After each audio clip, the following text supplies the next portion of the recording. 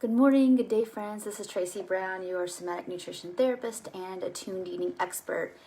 And we are going to talk about the physiology of normative eating.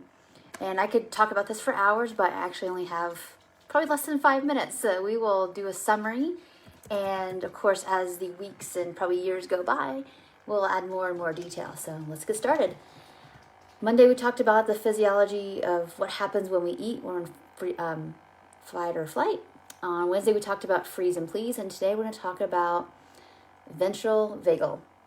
And that is part of the polyvagal theory, which I've talked about here, little bits and pieces, and how that impacts our ability to eat normatively. So if we are in a basically rest and digest state, and that's going to be part of our parasympathetic nervous system, there is a part of our parasympathetic nervous system that's pretty much the diaphragm up.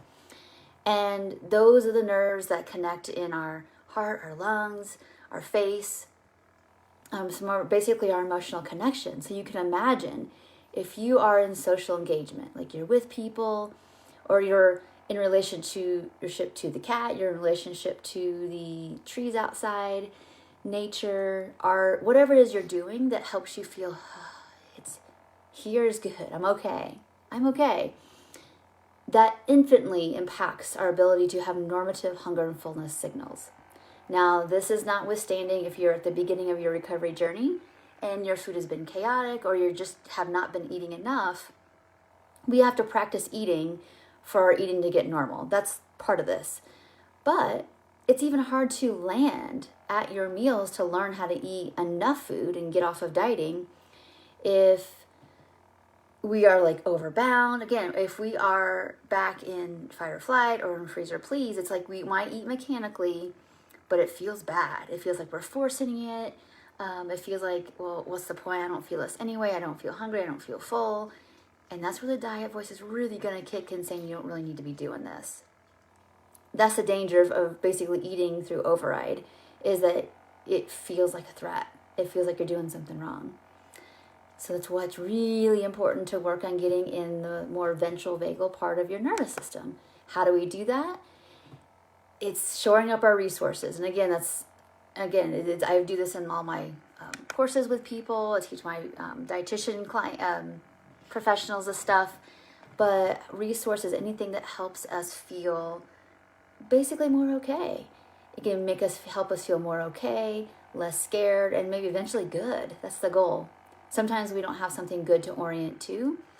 We are looking for good enough, safe enough, neutral enough, or basically relatively good enough to be able to get the job done, which is to feel like you can feel yourself inside, to know what you need to do, and to be slow and grounded enough that you can feel like, yeah, I need to eat this food, or I'm not really sure, but I know it's the right thing, and not being a threat response about it. So that's what we're looking for to do, and that will help do normative eating.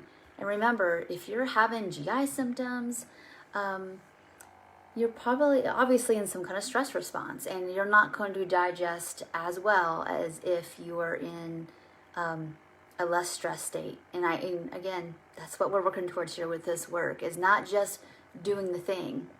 We're not trying to turn intuitive eating or recovery work into another hurry up and get this over with task, so I don't have to feel feelings. We're trying to learn to be embodied, so we don't have to think about this so much. Really, the goal of recovery is I just eat food and move on, and it's not. I don't overthink it. There's no drama. I trust myself enough to know that like whatever I ate, I'm going to get feedback about, and we'll go on from there. And that's what we're working towards. So thank you all so much for watching. I could go into all these videos in much greater, longer detail, but we only have so much time, right? If you're interested in doing more of this work with yourself, one-on-one, please contact me. We also have the Peaceful Eating group that does this work in a group setting and supports each other. So if you're interested, please contact me, and I look forward to talking to you all really soon. I hope you have a great weekend, and would love to get your comments and suggestions about how and what normative eating looks like for you. So I will talk to you all really soon. Bye for now.